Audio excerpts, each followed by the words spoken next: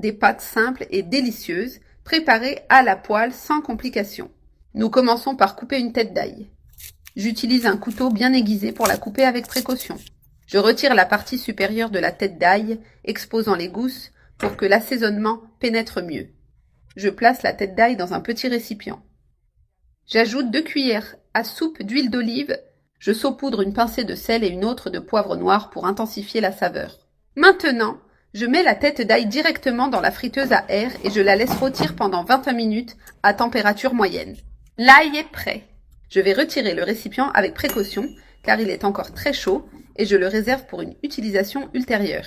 Cette recette est très savoureuse et l'ail préparé de cette manière ajoute une saveur spéciale. Dans une grande poêle, j'ai déjà mis un peu d'huile d'olive pour commencer à préparer la sauce. Maintenant, j'ajoute une cuillère à soupe de beurre qui apportera de l'onctuosité au plat. Je laisse le beurre fondre complètement en le mélangeant bien avec l'huile. Une fois fondu, je continue avec l'ingrédient suivant.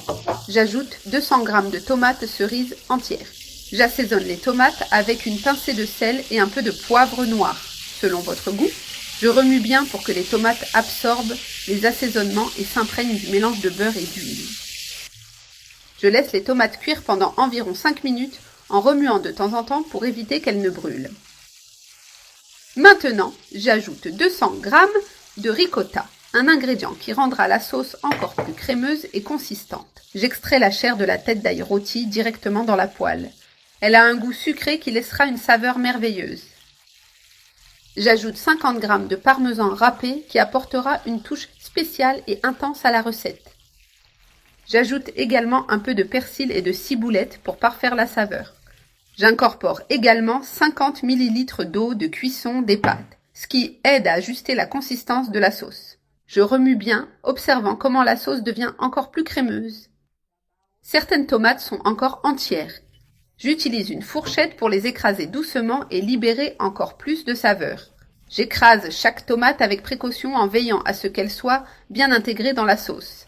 Je répète le processus avec toutes les tomates en m'assurant qu'elles soient complètement tendres et écrasées. Les tomates étant prêtes, je retire la fourchette et j'ajoute l'ingrédient principal, les pâtes cuites. Je mélange bien les pâtes avec la sauce en veillant à ce que toutes les saveurs se combinent parfaitement. J'éteins le feu car la chaleur de la poêle est suffisante pour terminer le plat. Regardez comme ces pâtes sont belles, crémeuses avec les tomates et l'ail parfaitement incorporés. Préparez cette recette à la maison car toute votre famille l'adorera.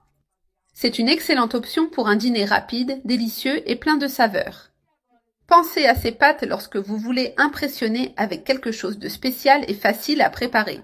Pour finir, j'ajouterai un peu de coriandre pour embellir le plat. Cette recette est tout simplement sensationnelle, parfaite pour toutes les occasions,